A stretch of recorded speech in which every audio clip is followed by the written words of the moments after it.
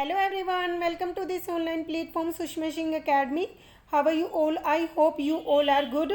Today in this video we will discuss question number 121 to 130 in the series of most important 500 questions. So let's begin the class. Question number 1 is age can't wither her not custom style her infinite variety. Options हैं all's well that ends well, Othello, Titus, Andronicus, Antony and Cleopatra. इसका right answer क्या होगा? Right answer is Antony and Cleopatra. Age cannot wither her nor custom stale her infinite variety. ये quotations belong करती हैं Antony and Cleopatra को. और अगर Othello की बात की जाए, ओथेलो विलियम शेक्सपियर की एक फेमस ट्रेजेडी मानी जाती हैं जो कि 5 एक्ट्स में दी गई हैं. ये ट्रेजेडी इनकी राइट हुई थी 1603 में और ये पब्लिश्ड हुई थी 1622 में क्वार्टो एडिशन के अंदर. डेस्डेमोना विलियम शेक्सपियर के ओथेलो ट्रेजेडी की मेजर कैरेक्टर मानी जाती हैं. Frailty name is woman is taken from. Frailty name जो ये फ्रेज़ हैं ये ली गई हैं विलियम शेक्सपियर के जूलियस सीजर से, हैमलेट से, ओथेलो से या किंग लियर से. इसका राइट आंसर क्या होगा? Right answer is Hamlet. ये पॉपुलर फ्रेज़ विलियम शेक्सपियर के फेमस प्ले हैमलेट में हैमलेट के द्वारा बोली जाती है एक्ट फर्स्ट सीन सेकंड में. विलियम शेक्सपियर की 4 मेजर ट्रेजेडीज मानी जाती हैं जिनमें हैं Hamlet, Macbeth, Othello and King लियर.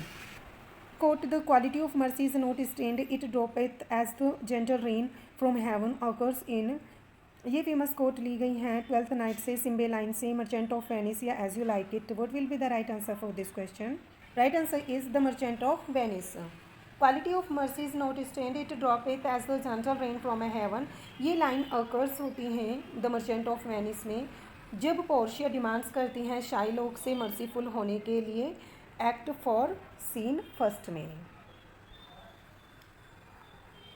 Scene first में पोर्शिया डायरेक्टली अपील करती है शाइलॉक से कि वो एंटोनियो को जीवन दान दे दे. उसे एंटोनियो को लेकर मर्सीफुल होना चाहिए. Question number 4 is who is known as the melancholy man in as you like it. You like it में मेलनकोली मैन के नाम से जाना जाता है किसको? टचस्टोन को, सिल्वियस को, जैकवीज को या कोरिन को. इसका राइट आंसर क्या होगा? Right answer is Jaques. Jaques को द मेलनकोली मैन के नेम से जाना जाता है एज यू लाइक इट में. और Jaques is one of the duke senior attendants and he has got a well deserved reputation for being melancholy. Jaques एक examples हैं स्टॉक फिगर का Elizabethan comedy the man possessed of a hopelessly melancholy disposition. Question number 5 is who said that Shakespeare in his comedies has only heroines and no hero. William Shakespeare के बारे में किसने कहा है कि William Shakespeare की comedies में only heroines हैं, हीरो नहीं हैं? ऑप्शंस हैं Ben Jonson, John Ruskin, Thomas Carlyle या William Hazlitt. What will be the right answer for this question? Right answer is John Ruskin. John Ruskin ने कहा है Shakespeare in his comedies has only heroines and no heroes. Question number 6 is the word that completes the famous line better to reign in health than serve in. कौन सा word इस famous line को complete करता है? Options हैं sky, haven, अर्थ या moon. इसका right answer क्या होगा? So right answer is heaven. Heaven वो वर्ड है जो कि कंप्लीट करता है famous line better to reign in health than serve in. Saturn एक फर्स्ट मेजर कैरेक्टर है जो कि इंट्रोड्यूस्ड होता है इस पोएम में. और Saturn is for all of us whether faithful और not the supreme embodiment of evil. Many names we know him by जैसे Lucifer of the enemy, the Antichrist, Samuel and the fallen ones and the devil are few of the more well known. और Milton belong करते हैं Puritan as को. और Milton की अगर famous works की बात करें जिनमें जैसे हैं Lycidas, Comus and all his and on his blindness, ये फेमस पोएम्स हैं written by John Milton. Milton is a famous for his. Milton किसके लिए जाने जाते हैं मेनली, किसके लिए वो फेमस हैं?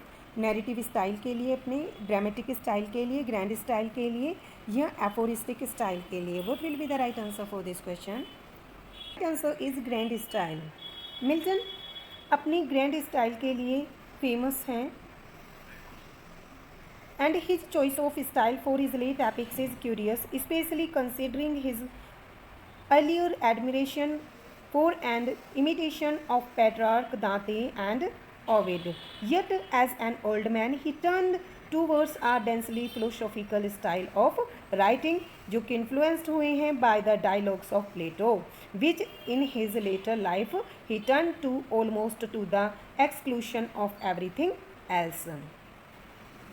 मिल्टन का जन्म हुआ था 9 दिसंबर 1608 में एंड इनकी डेथ हुई थी 8 नवंबर 1674 को लंदन में। मिल्टन सबसे ज़्यादा अपने पैराडाइज लोस्ट के लिए जाने जाते हैं, जिसको इंग्लिश लिटरेचर में एपिक के नेम से जाना जाता है। और जॉन मिल्टन के जो मेजर वर्क्स हैं उनमें हैं जैसे commerce, Paradise Regained, Areopagitica of education, Lycidas, 11 Penseroso, on Shakespeare, on his blindness, on the late massacre of Piedmont and on the morning of the Christ nativity.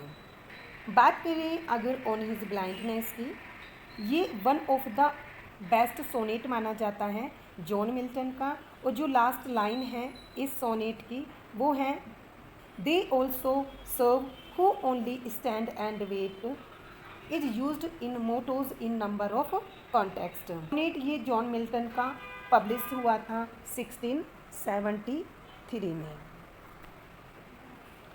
जो कि जॉन मिल्टन के ऑटोग्राफ नोटबुक ट्रिनिटी मैन्यूस्क्रिप्ट में माना जाता है। रोजो एक विज़न है पोइटिक जॉन मिल्टन का, जो कि पब्लिश हुआ था 1645 में। पैराडाइज लॉस्ट जॉन मिल्टन का एक फेमस एपिक माना जाता है, जो कि ब्लैंक वर्स में लिखा गया है।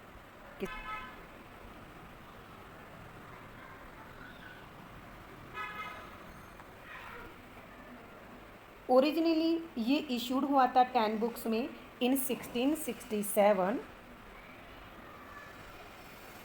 बट पब्लिश्ड हुआ था ये 12 बुक्स में इन 1674। सो 1667 में 10 बुक्स एंड 1674 में 12 बुक्स में ये पब्लिश्ड हुआ था। और मेन कैरेक्टर्स हैं इस पोएम के जैसे God, Lucifer, Saturn, Adam and ewe. Through Paradise Lost, Milton intends to justify the ways of God to man.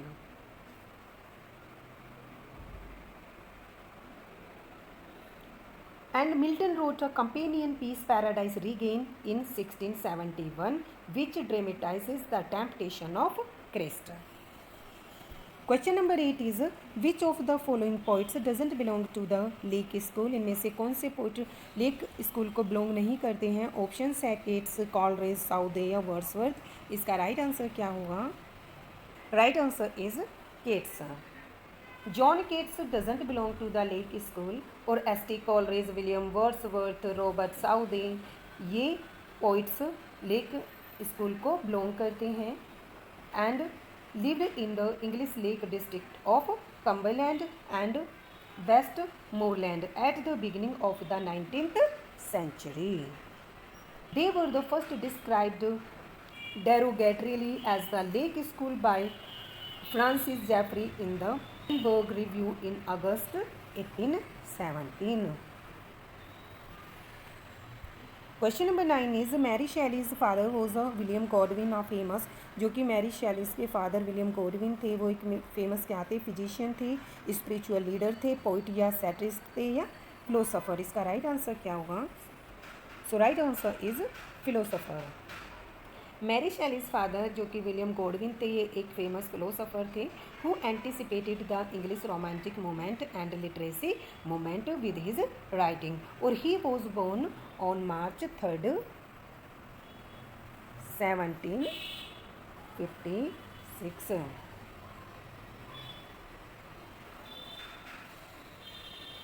को इंग्लैंड में। इनके जो मेन वर्क्स हैं उनमें हैं जैसे इंक्वायर जो कि इन्होंने राइट किया था 1797 में, एंड द पॉपुलेशन ये हुआ था इनका पब्लिश 1820 में, and the adventures of Caleb Williams ये हुआ था 1794। Question number 10 is John Galsworthy style is remarkable for.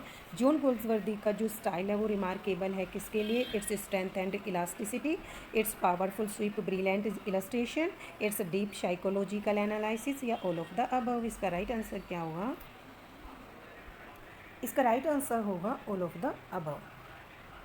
John Galsworthy जो कि एक ग्रेट स्टाइलिस्ट माने जाते हैं, his style is remarkable for its strength and elasticity, for its powerful sweep, brilliant illustrations and deep psychological analysis. Forsyte Saga John Galsworthy का एक sequence माना जाता है जिनमें 3 नॉवेल्स आते हैं और 2 इंटरल्यूड्स आते हैं। इनका बोर्न हुआ था 14 अगस्त 1867 में, एंड इनको नोबल अवार्ड मिला था लिटरेचर के लिए, वो मिला था 1932 में। गोल्सवर्दी के इम्पोर्टेंट वर्क्स की बात की जाए तो उनमें है जैसे silver box, silver spoon, stripe, justice, ये इनके मेजर वर्क्स हैं।